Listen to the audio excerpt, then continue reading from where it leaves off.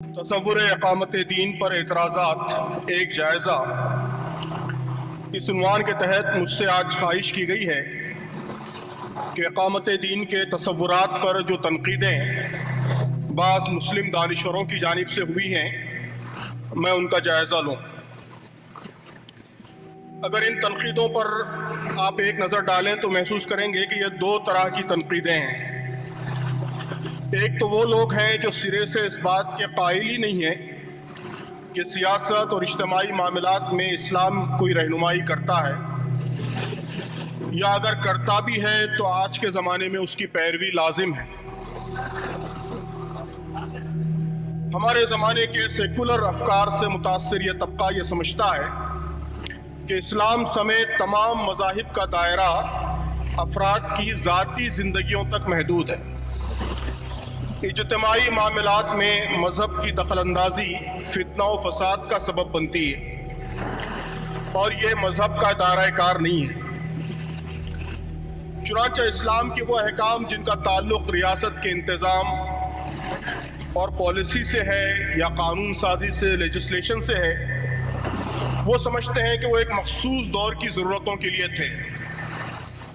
آج ان تعلیمات سے روشنی تو حاصل کی جا سکتی ہے، لیکن ان کی ہو بہو پیروی نہ ممکن ہے اور نہ اس کی ضرورت ہے۔ آج کی گفتگو میں ہم اس اعتراض کو زیر بحث نہیں لائیں گے۔ یہ اعتراض علیحدہ سے تفصیلی تجزیہ چاہتا ہے۔ اس مکتب فکر کا ذکر میں نے اس لیے کر دیا کہ آگے کے مباحث میں اس کا حوالہ زیر بحث آئے گا۔ آج ہمارے پیش نظر مسلمان اہل علم کا وہ طبقہ ہے جو اسلام کی جامعیت اور اجتماعی زندگی سے متعلق اسلام کی تعلیمات کو تسلیم کرتا ہے۔ یہ لوگ مانتے ہیں کہ اسلام نے ریاست کا تصور بھی دیا ہے، ریاست کے لیے قوانین بھی تجویز کیے ہیں، اور یہ احکام اسلام اور اسلامی شریعت کا جز ہیں، لیکن وہ یہ کہتے ہیں کہ ان احکام کا تعلق عام مسلمانوں سے نہیں، اس کے مخاطب حکمران ہیں۔ اگر کسی کو حکومت اور اختیار مل جائے تو اس کے لیے ضروری ہے کہ وہ قانون سازی اور ریاست کے نظم و انصرام میں اللہ کے احکام کی تعمیل کرے، لیکن عام مسلمان جنہیں اختیار، حکومت یا اقتدار حاصل نہیں ہے، وہ نہ ان احکام کے مخاطب ہیں اور نہ اس کے مکلف ہیں کہ احکام شریعت کی تنفیذ کے لیے کوئی اجتماعی جدوجہد کریں۔ ان کا فریضہ بس ذاتی زندگیوں میں اور سماج کے جن امور پر انہیں اختیار حاصل ہے ان میں خدا کے احکام کی تکمیل تک محدود ہے۔ آج کے اجلاس کے داعیوں نے مجھ سے سینوپسس میں خاص طور پر مولانا وحید الدین خان اور جناب جاوید غامدی کے اعتراضات کا جائزہ لینے کے لیے کہا ہے۔ ان دونوں حضرات کے نقطہ نظر کا خلاصہ میری سمجھ کے مطابق یہی ہے۔ اس سے پہلے کہ ہم اس نقطہ نظر کا جائزہ لیں، اس بات کی ضرورت محسوس ہوتی ہے کہ اختصار کے ساتھ ایک نظر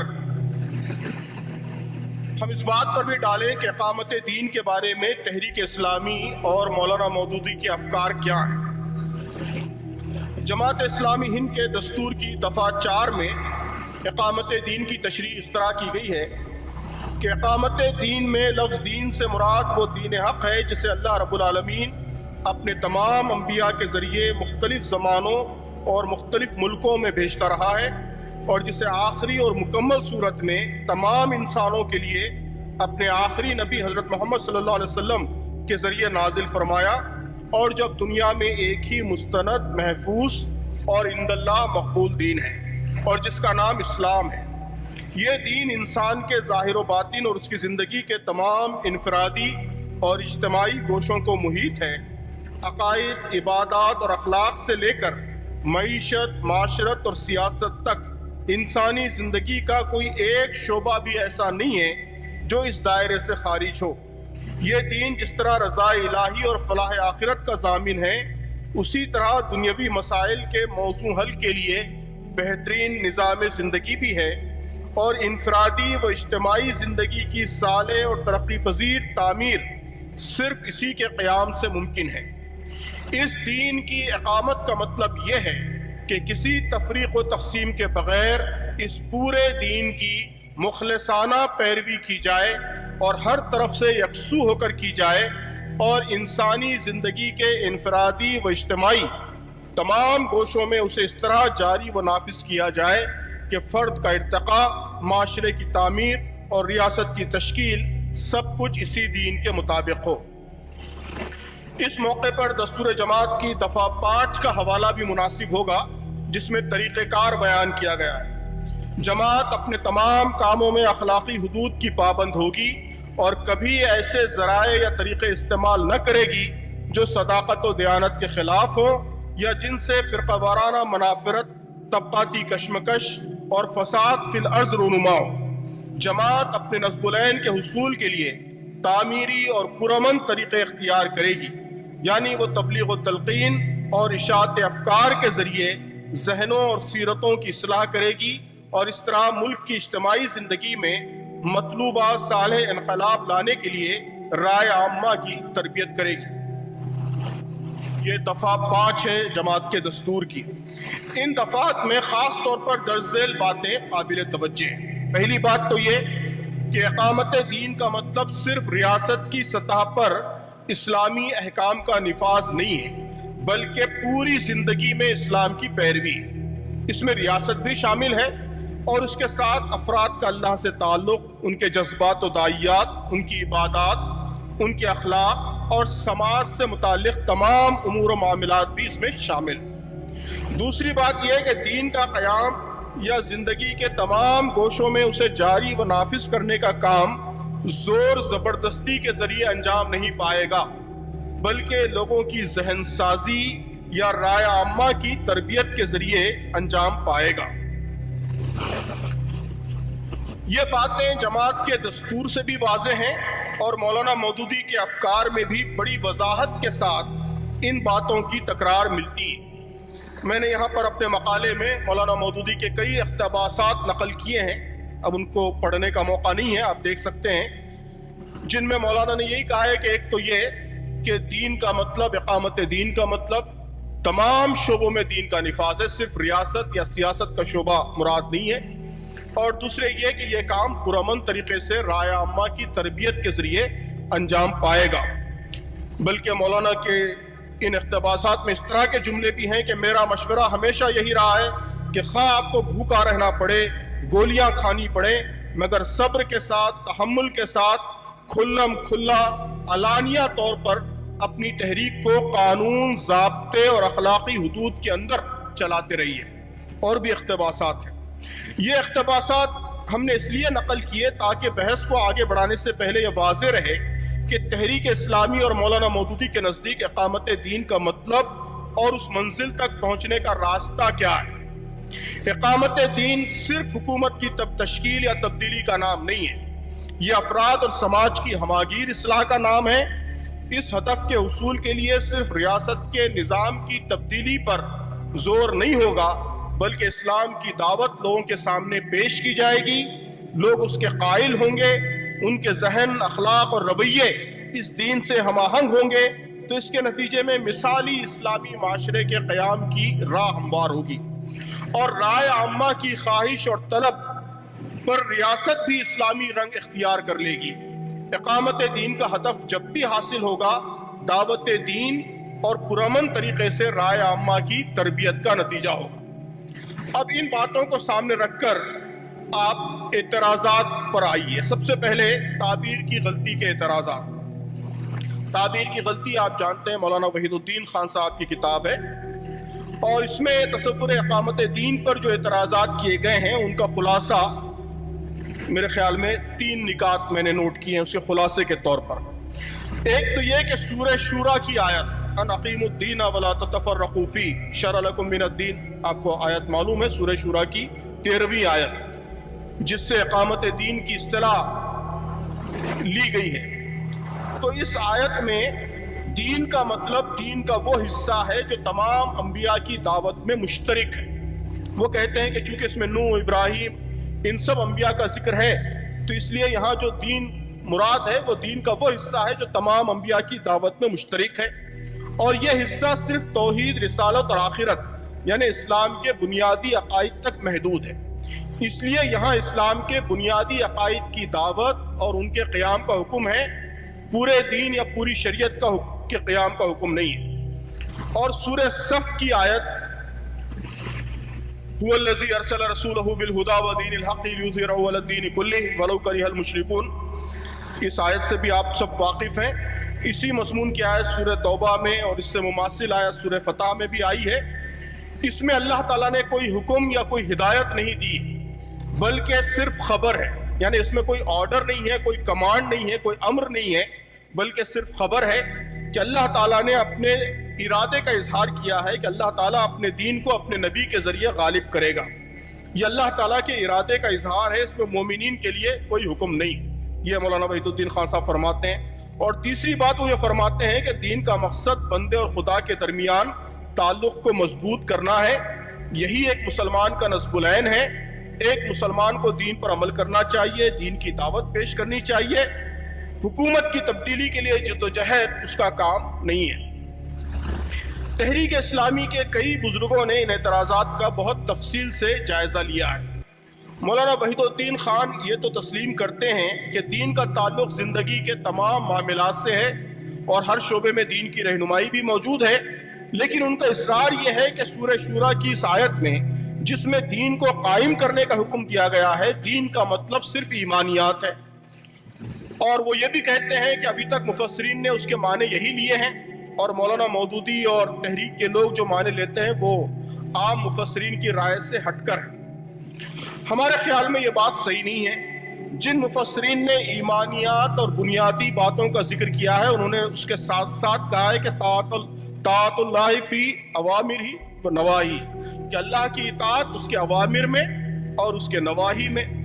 اب جب اللہ کی اطاعت اوامر اور نواہی میں یہ بات کہتے ہیں آپ، تو اس میں پورا دین آ جاتا ہے، اس میں دین کے تمام احکام آ جاتے ہیں۔ مولانا رضی الاسلام ندوی کا ایک چھوٹا سا کتابچہ ہے اقامت دین اور نفاذ شریعت، اس میں انہوں نے کئی مفسرین کے اقتباسات نقل کیے ہیں، جن سے معلوم ہوتا ہے کہ یہ بات صحیح نہیں ہے کہ مفسرین یہاں دین کے معنی کو صرف عقائد و ایمانیات تک محدود رکھتے ہیں۔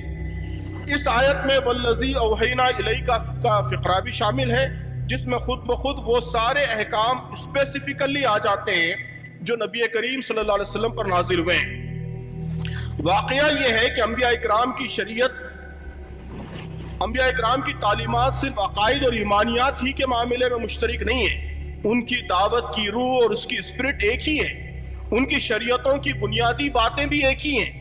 اگر شرائع میں کچھ اختلاف ہے تو وہ جزوی اور فروعی باتوں میں ہے، اور اس آیت میں اللہ تعالیٰ نے جو حکم دیا ہے اس کا مطلب یہی ہوگا کہ ہر نبی کی امت اس بات کی مکلف تھی کہ جو شریعت اس نبی پر نازل ہوئی ہے، ایک تو شریعت کا دین کا بڑا حصہ جو کامن ہے اس پہ عمل کرے، اور ہر نبی کی امت اس نبی کی جو مخصوص شریعت ہے اس پر عمل کی مکلف ہے، اس پر عمل کی پابند ہے۔ نبی کریم صلی اللہ علیہ وسلم کی امت نبی کریم صلی اللہ علیہ وسلم کی شریعت پر عمل کی مکلف ہے، اس کی پابند ہے۔ یہی بات اس آیت سے سمجھ میں آتی ہے، اور یہی عام طور پر اس کی تفسیر بھی کی گئی ہے۔ دین کو اور قیام دین کو کے حکم کو صرف عقائد اور ایمانیات تک محدود کر دینے کے لیے اضافی دلیل چاہیے۔ یہ کہنا کہ مومن کا نصب العین رضا الہی ہے اور قیام دین کی جدوجہد دین کا تقاضا تو ہو سکتا ہے، نصب العین نہیں ہو سکتا۔ تعبیر کی غلطی میں ایک بڑی بحث یہی ہے کہ یہ نصب العین نہیں ہے، نصب العین تو اللہ کی رضا ہے، یہ دین کا تقاضا ہو سکتا ہے اقامت دین، یہ نصب العین نہیں ہو سکتا۔ ہمارے خیال میں یہ محض الفاظ کی ہیرا پھیری ہے۔ جماعت کے نصب العین کی جو عبارت ہم نے نقل کی ہے، اس میں رضا الہی اور فلاح آخرت کے حصول کو حقیقی محرک کہا گیا ہے، اور اس غرض کے لیے اجتماعی طور پر جس ہدف کی خاطر جدوجہد مطلوب ہے اسے نصب العین کہا گیا ہے۔ مطلب یہ ہے کہ اصل محرک اور حتمی ہدف تو رضا الہی ہی ہے، لیکن اللہ کی رضا کا حصول خاص قسم کی جدوجہد پر منحصر ہے۔ اس جدوجہد کا نشانہ اور ہدف اقامت دین ہونا چاہیے۔ یہ بات بھی صرف دستور جماعت تک محدود نہیں ہے، مولانا مودودی اور جماعت کے پورے لٹریچر میں اسی کی تکرار ہے۔ اب اگر آپ رضا الہی کے حصول کو نصب العین قرار دے دیں اور اقامت دین کو اس کی ضرورت کہہ دیں یا تقاضا کہہ دیں، تو الفاظ کی اس تبدیلی سے کوئی عملی فرق واقع نہیں ہوگا۔ اقامت دین اس صورت میں بھی ایک فریضے کے طور پر باقی رہے گا۔ اب مولانا وحید الدین خان صاحب کے اور اعتراضات جاوید غامدی صاحب کے خیالات کا جائزہ لیتے ہوئے زیر بحث آ جائیں گے۔ جاوید غامدی صاحب کے اعتراضات: جناب جاوید احمد غامدی نے اس تصور پر تفصیل سے تنقید اپنے مضمون تعویل کی غلطی میں کی ہے جو ان کی کتاب برہان میں شامل ہے۔ اس کے علاوہ میزان میں، مقامات میں اور اپنے کئی ویڈیوز میں بھی اس مسئلے پر اظہار خیال فرمایا ہے۔ اپنی تفسیر البیان میں بھی بعض اشارے اس سلسلے میں کیے ہیں۔ ان کی باتوں کا خلاصہ یہ ہے: ایک، اقامت اسی آیت میں، سورہ شورى کی آیت میں اقامت دین میں اقامت کا مطلب قائم کرنا یا نافذ کرنا نہیں ہے بلکہ پیروی کرنا اور قائم رکھنا ہے۔ ابھی اپنے ویڈیو میں بھی انہوں نے یہ بات کہی ہے۔ سورہ شورى کی آیت میں صرف دین کی پیروی کا حکم ہے، اور سورہ صف، سورہ فتح کی آیتوں کے بارے میں وہ کہتے ہیں کہ غلبہ دین کا تعلق رسول اللہ صلی اللہ علیہ وسلم سے تھا۔ اللہ کی سنت ہے کہ جب رسول مبعوث ہوتا ہے تو دین غالب ہو کر رہتا ہے۔ یہ سنت رسول اللہ صلی اللہ علیہ وسلم کے ذریعے پوری ہوئی، اور اللہ تعالیٰ نے ان آیتوں میں اپنی سنت کا ذکر کیا ہے۔ عام مسلمان ان آیتوں کے مخاطب نہیں ہیں۔ اور تیسری بات یہ ہے کہ دین کے سیاسی اور اجتماعی احکام کے مخاطب حکمران ہیں، وہی اس کے مکلف ہیں۔ عام مسلمانوں کا دائرہ کام صرف اس اپنے دائرے میں دین پر عمل اور دین کی دعوت ہے۔ جاوید غامدی صاحب نے عربی شاعری وغیرہ کے حوالوں سے تفصیلی بحث یہ ثابت کرنے کے لیے کی ہے کہ اقیمو کے معنی قائم کرنا نہیں بلکہ قائم رکھنا ہے۔ ہمارا خیال یہ ہے کہ اقامت کا ترجمہ قائم کرنا کیا جائے یا قائم رکھنا کیا جائے، اس سے اصل بحث پر کوئی اثر نہیں پڑتا۔ مولانا مودودی نے ترجمہ قائم کرنا کیا ہے، لیکن تفہیم القرآن میں قائم رکھنا اس ترجمے کی گنجائش کو بھی تسلیم کیا ہے۔ دین قائم کرنا یا دین پر قائم رہنا، دونوں کا مطلب یہی ہے کہ زندگی کے تمام شعبوں میں دین کی پیروی کی جائے۔ اس بات کو جاوید غامدی صاحب بھی تسلیم کرتے ہیں کہ انہوں نے دین پر قائم رہنے کے معنوں میں قانون و شریعت، جہاد، قتال وغیرہ سارے احکام انہوں نے شامل کیے ہیں، لیکن ان کا کہنا یہ ہے کہ اقیمو کا مطلب صرف دین کے اس حصے پر عمل تک محدود ہے جس کا تعلق ہماری ذات سے ہے۔ جن امور کا تعلق ہم سے نہیں ہے ان پر دوسروں کے ذریعے عمل کرانا یا انہیں نافذ کرنے کی جدوجہد کرنا، یہ اقیمو کے معنوں میں شامل نہیں ہے۔ یہ نقطہ نظر مفسرین کے بیان کیے ہوئے مطالب سے مختلف ہے۔ مولانا گوہر رحمان اور مولانا رضی الاسلام نے اپنی تحریروں میں مفسرین اکرام کے تفصیلی حوالے دیے ہیں، میرے مقالے میں اس کے حوالے موجود ہیں، جن کے نزدیک اقیمو کے معنوں میں دوسروں پر دین کا نفاذ بھی شامل ہے۔ لیکن اگر جاوید صاحب کی یہ بات مان لی جائے کہ اقیمو کے لغوی معنی صرف خود دین پر عمل کرنا ہے، تو سوال یہ پیدا ہوتا ہے کہ خود دین کا کیا مطلب ہے؟ کیا دین کے دائرے میں امر بالمعروف و نہی عن المنکر، دعوت، جہاد، اللہ کے دین کی نصرت، شہادت علی الناس وغیرہ جیسے امور نہیں آتے جن کے قرآن میں بتکرار تاکید کی گئی ہے؟ جب یہ سب احکام دین ہیں اور دین کا جز ہیں، اور غامدی صاحب تسلیم کرتے ہیں کہ دین کا جز ہیں، نصرت دین پر انہوں نے جو کچھ کلام کیا ہے اس سے معلوم ہوتا ہے کہ اسے تسلیم کرتے ہیں، تو اقیمو کے دونوں معنوں میں جو معنی بھی لیے جائیں، اقامت دین کے اندر یہ سب کام خود بخود شامل ہو جاتے ہیں۔ یعنی اگر اقیمو کا مطلب صرف یہ ہے کہ دین کے جو مطالبات میری ذات سے متعلق ہیں ان کی تکمیل کی جائے، تب بھی دوسروں تک اللہ کے دین کی دعوت پہنچانا، جہاد، نصرت دین، امر بالمعروف وغیرہ کے احکام میری ذات سے متعلق ہی ہیں، اس لیے ان کی تعمیل یہ اقامت دین کا تقاضا ہی ہے۔ واقعہ یہ ہے کہ اقامت دین کا حکم کسی ایک آیت تک محدود نہیں ہے۔ قرآن کی پوری اسکیم میں اسے مرکزی ذمہ داری کی حیثیت حاصل ہے۔ قرآن نے اس کام کو کئی اصطلاحوں میں بیان کیا ہے: اظہار دین، قیام قسط، قیام عدل، شہادت علی الناس، امر بالمعروف و نہی عن المنکر، دعوت دین، ان سب میں اقامت دین کا مفہوم پوشیدہ ہے۔ ان سب احکام کا تقاضا یہی ہے کہ دین پر عمل کرنے کے ساتھ ساتھ باقی انسانیت کو دین کی طرف بلانے، دین پر انہیں مطمئن کرنے اور معاشرے میں اللہ کے احکام کی ترویج اور اس کی تنفیذ کی ممکنہ کوشش، جس حد تک ہمارے لیے ممکن ہے اسی کی ہم مکلف ہیں، ممکنہ کوشش کی جائے۔ مولانا مودودی اور اسلامی تحریکیں انہی باتوں کو اقامت دین کہتی ہیں۔ غامدی صاحب قرآن کے بہت سے احکام کو نبی کریم صلی اللہ علیہ وسلم کے ساتھ مخصوص کر دیتے ہیں، حالانکہ عام قاعدہ یہ ہے کہ قرآن میں اللہ تعالیٰ نے حضرت صلی اللہ علیہ وسلم کو مخاطب کر کے جو احکام دیے ہیں وہ تمام مسلمانوں کے لیے ہیں، الا یہ کہ نبی کریم صلی اللہ علیہ وسلم کے لیے ان کی تخصیص کی کوئی واضح دلیل موجود ہو۔ اظہار دین والی آیت یہی سورہ صف کی وَالَّذِي أَرْسَلَ رَسُولَهُ بِالْهُدَى وَدِينِ الْحَقِّ لِيُظْهِرَهُ عَلَى الدِّينِ كُلِّهِ۔ ان آیات کے سلسلے میں بھی ان کا نقطہ نظر یہ ہے کہ اس میں نبی کریم صلی اللہ علیہ وسلم کے سلسلے میں اللہ کے وعدے اور سنت کا ذکر ہے۔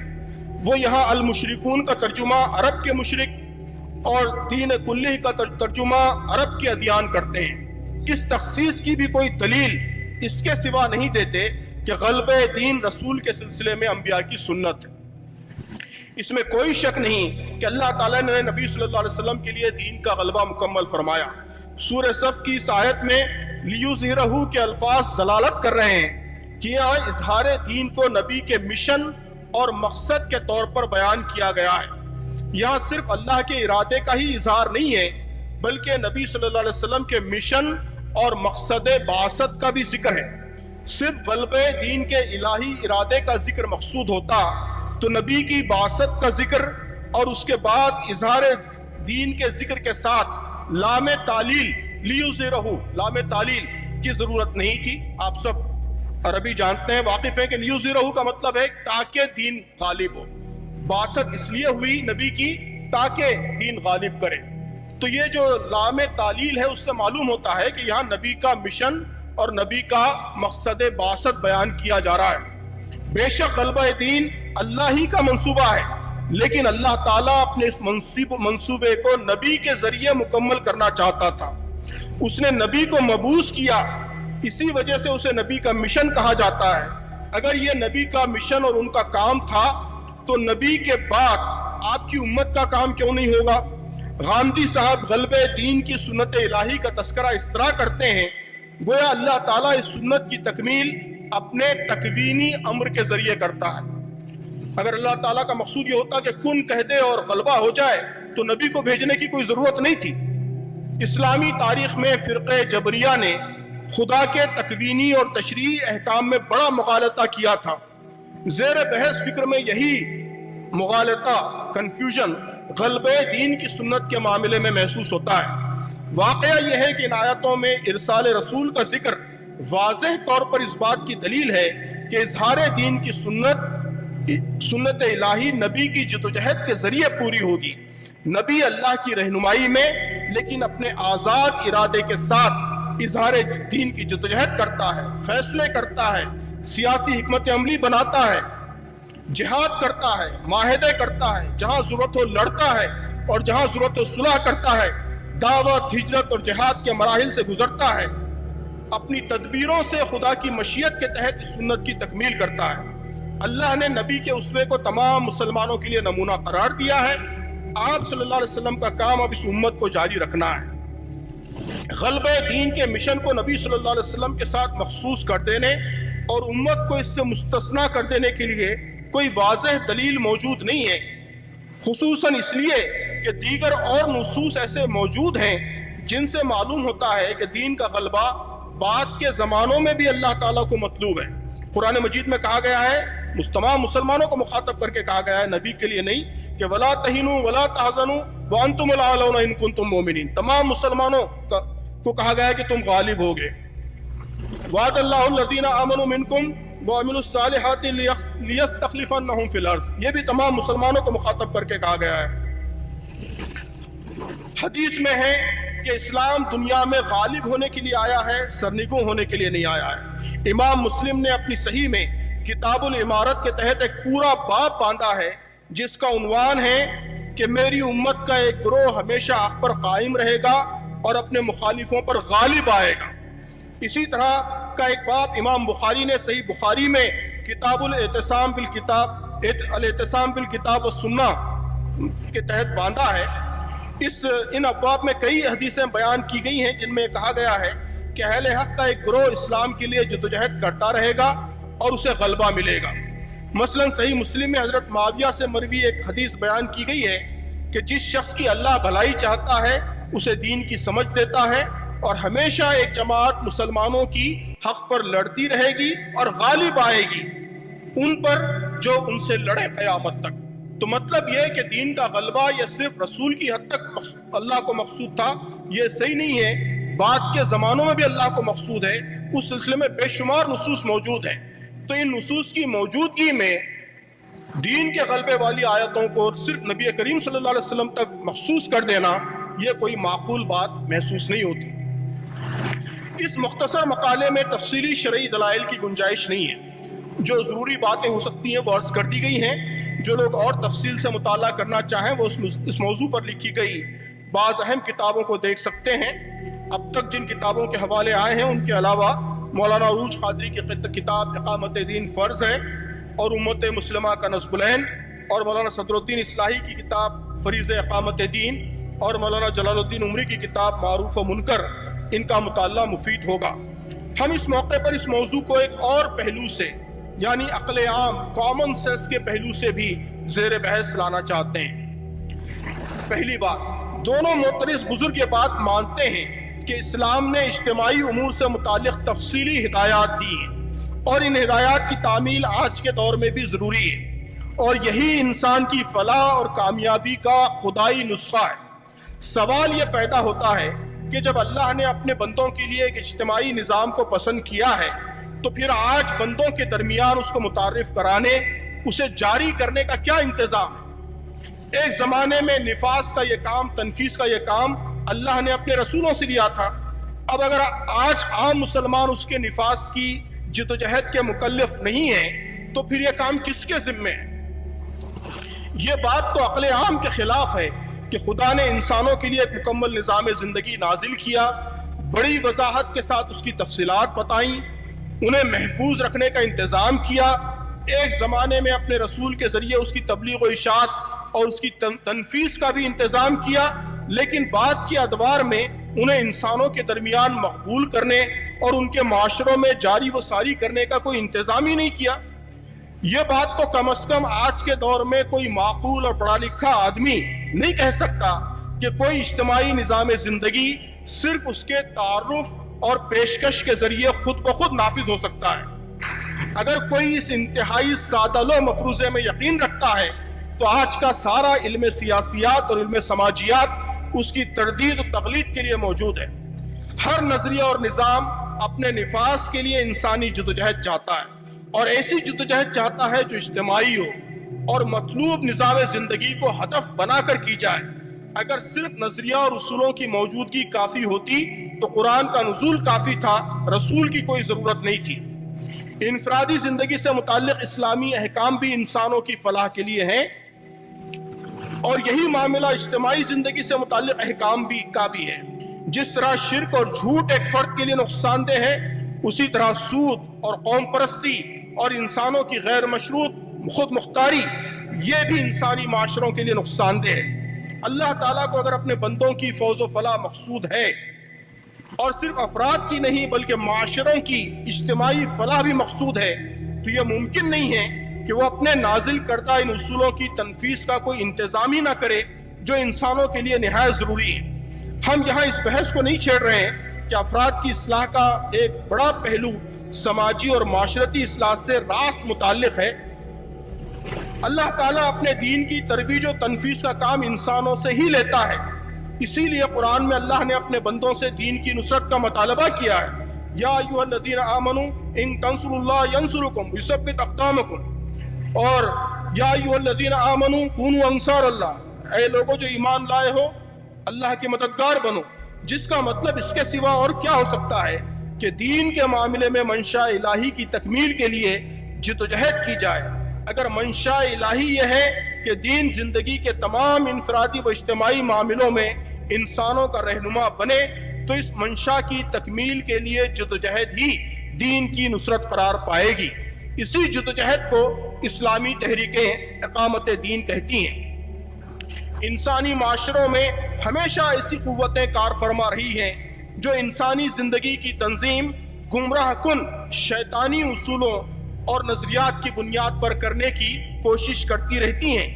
کیا یہ بات اللہ کی مشیت اور اس کی اسکیم کا حصہ ہو سکتی ہے کہ معاشرے میں کمیونزم کی منظم تحریک جاری و ساری رہے، انتہا پسندانہ سرمایہ داری کے قیام و نفاذ کی منظم جدوجہد ہوتی رہے، نسائیت پرست، ہم جنس پرست، فسطائی قوم پرست وغیرہ وغیرہ یہ سب منظم ہو کر اپنی اپنی اسکیموں کے نفاذ کے لیے سرگرم رہیں، لیکن خدا کا مکمل دین اور انسانی فوز و فلاح کا حقیقی ضامن نظریہ حیات صرف کتابوں میں بند رہے، یا ایسے حکمران کے انتظار میں راہ تکتا رہے جو ان احکام کی تنفیذ کو اپنی ذمہ داری سمجھے۔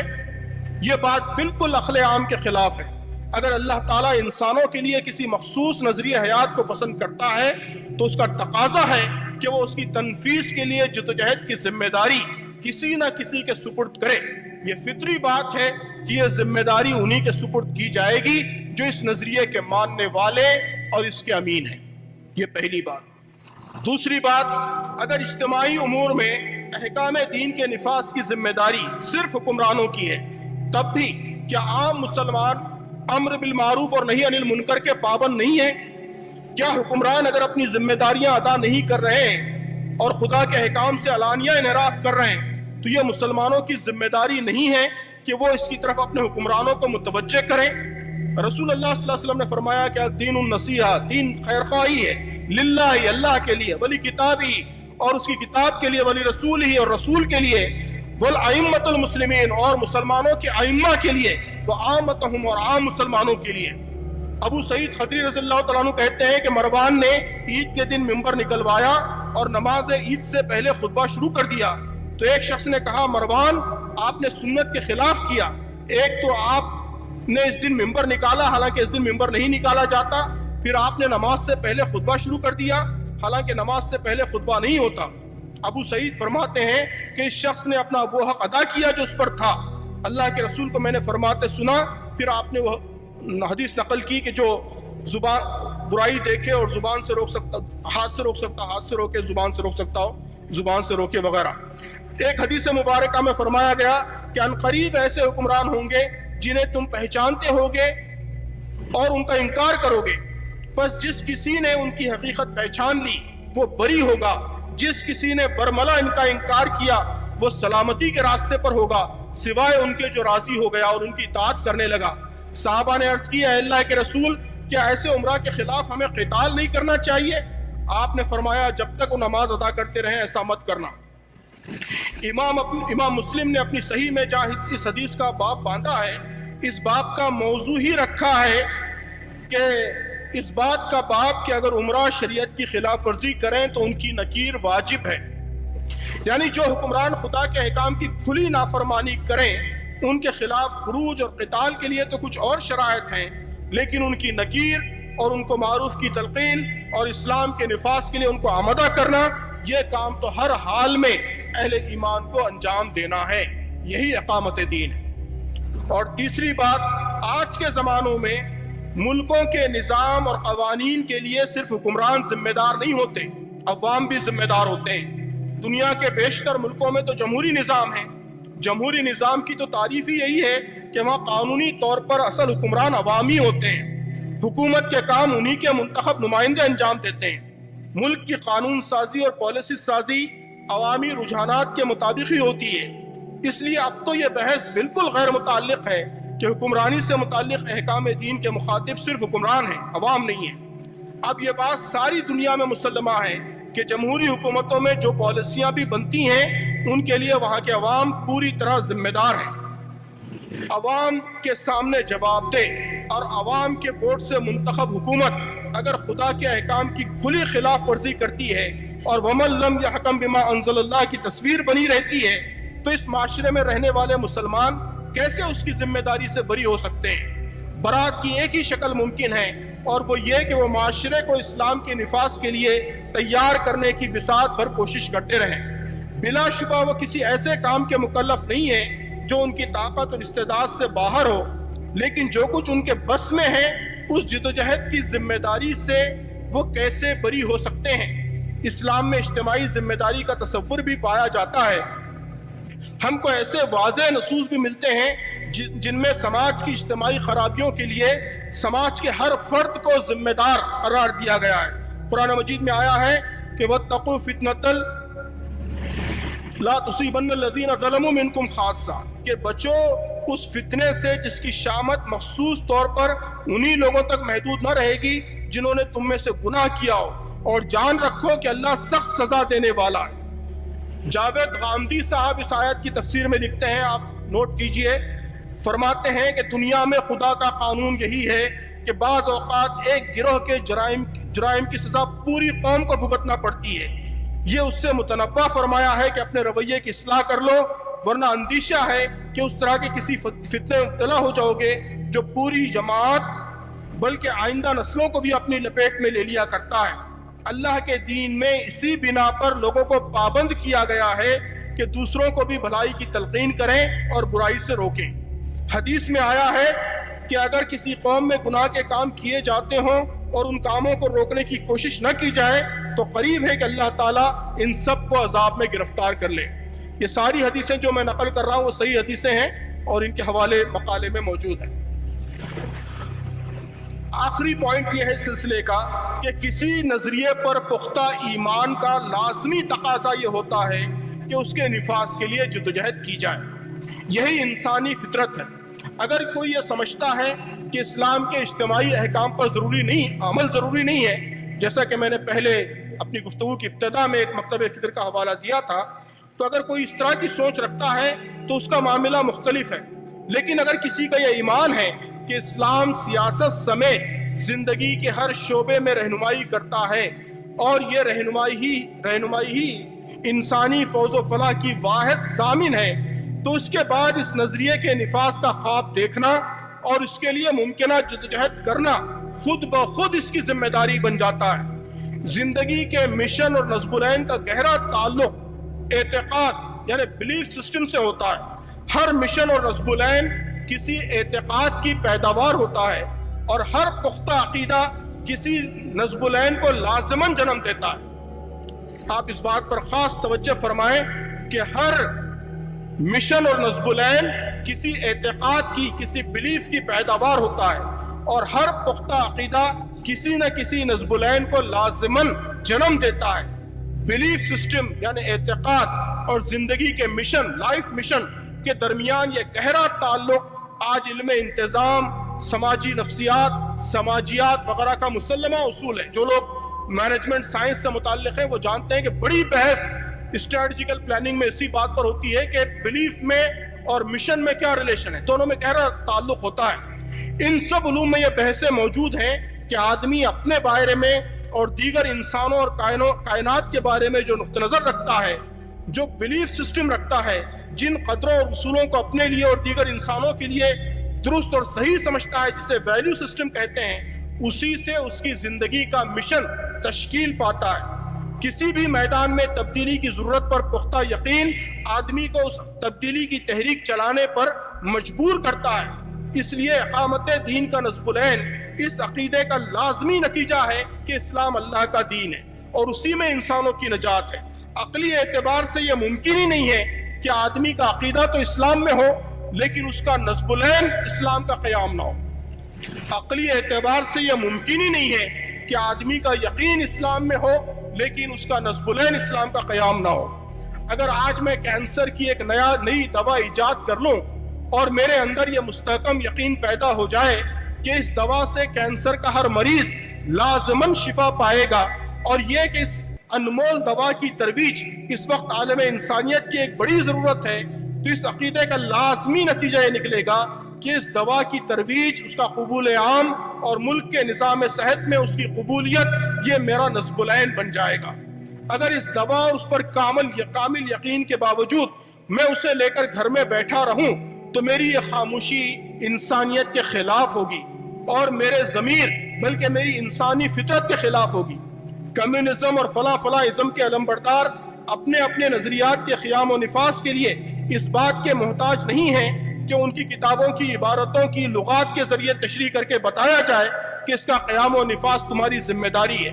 ان اصولوں کی صحت پر یقین اور ان کے انسانوں کے لیے مفید اور موزوں ہونے پر ایمان، یہ بذات خود اس بات کے لیے کافی ہے کہ وہ ان کے نفاذ کو اپنی زندگی کا نصب العین قرار دے دیں۔ یقیناً اسلام نے یہ اصول دیا ہے کہ نفاذ کا یہ کام زور زبردستی کے ذریعے نہیں ہوگا، میں کینسر کی دوا بھی کسی مریض کو بندوق کی نوک پر نہیں پلاؤں گا، ڈاکٹروں کی بھی اس کی اجازت نہیں ہوتی۔ میں دوسروں کا یہ حق بھی تسلیم کروں گا کہ اگر کوئی اس دوا کو مؤثر نہیں سمجھتا ہے یا نقصان دہ سمجھتا ہے تو وہ بھی اپنی بات لوگوں کے سامنے پیش کرے، لیکن میں آخری کوشش اس مقصد کے لیے صرف کروں گا کہ لوگ اس کی افادیت کے قائل ہو جائیں، اس کے حق میں رائے عامہ بن جائے اور اس کی تنفیذ ممکن ہو جائے۔ یہی کام مجھے اسلام کے سلسلے میں بھی کرنا ہے، اگر اسلام پر میرا ایمان ہے، میرا اعتقاد ہے، اور یہی اقامت دین ہے۔ اللہ تبارک و تعالی ہم سب کو صحیح سمجھ، صحیح بصیرت عطا فرمائے اور صحیح راستے پر چلنے کی توفیق عطا فرمائے۔